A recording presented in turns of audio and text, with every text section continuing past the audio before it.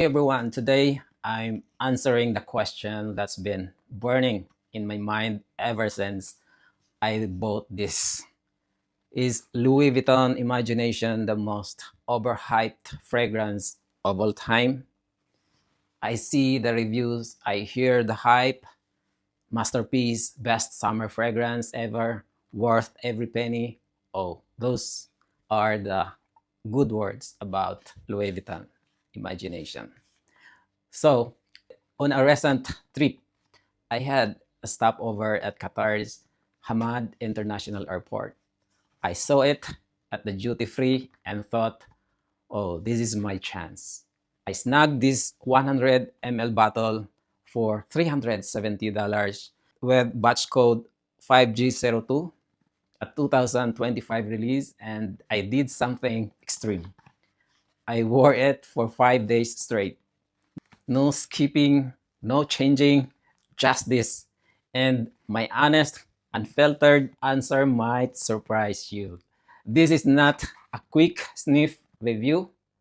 This is me putting this legendary scent through its paces in real life. So if you're thinking about spending $370 on this, you need to watch this. Okay, let's go.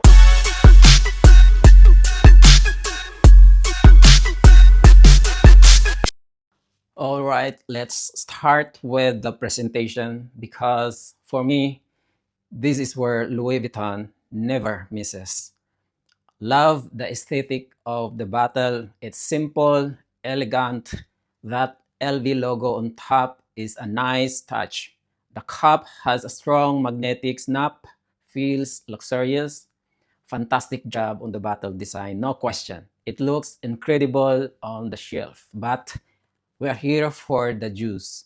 The notes basically are Calabrian bergamot, Sicilian orange, you have neroli, you have ginger, cinnamon, and a base of Chinese black tea, ambroxan, and some woods. On paper, that sounds like a well put together, vibrant summer concoction.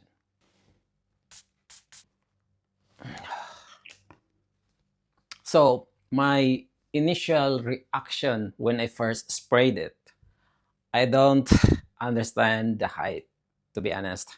Personally, I was expecting to be blown away. In my experience, the opening is pleasant, of course. It's a bright, citrusy burst, mainly that sparkling bergamot, but it's immediately wrapped in this clean, soapy vibe. From my perspective, it is not a juicy, tropical, fresh citrus. It's more refined, like a luxury soap from a high end hotel. The ginger and cinnamon are there, but they are not spicy. They're just supporting backbone, adding a tiny bit of warmth and cozy feeling. On my skin, it's easy going, calming, and soothing. But wow factor, not exceptional by any means. Moving on to the heart and the dry down, this is where the famous tea note really comes through. After wearing it for 5 days straight, I can tell you the progression is subtle. The prominent note for me becomes this black tea mixed with the creamy, soapy sensation. In the air around me, it smells like I just stepped out of a shower with a very expensive, luxurious, creamy soap. It's undeniably very clean and fresh. So my takeaway is that it's blended together nicely. It's a well-constructed personal scent, but it's also very linear. What you smell in the first 30 minutes is basically what you get for hours. The phenomenal dry down people talk about, for me, it's just a softer, woodier version of the same soapy vibe.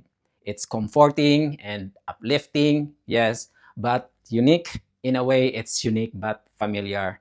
It smells like the idea of a perfect, clean, and expensive scent. Now, performance, this is a big one. With that being said, The longevity on my skin is around 6 to 8 hours, which is above average. But the projection, it's a bit above average, but not as strong as you might expect for a fragrance with this reputation. It creates a pleasant personal scent bubble around you for the first few hours, but it's not a room filler, and it created a gentle scent trail. You won't be turning heads from across the room. In the air around me, it was more an intimate, occasional whiff. So to speak, it's a polite fragrance. It will last days on clothing, though I'll give it that. Who is this for? From my perspective, this is the ultimate versatile, mass appealing fragrance. Everybody would love this scent.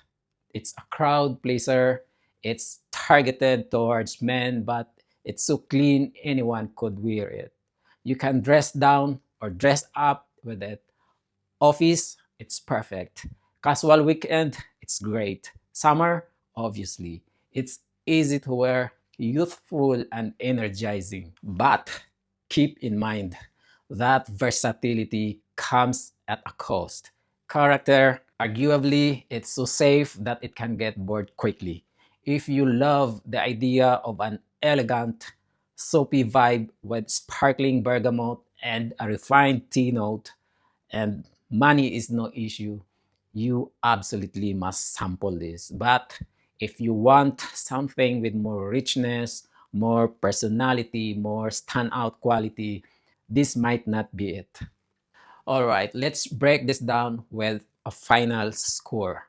I'm going to rate it on 5 criteria: scent, profile, performance, versatility, presentation, and value for money.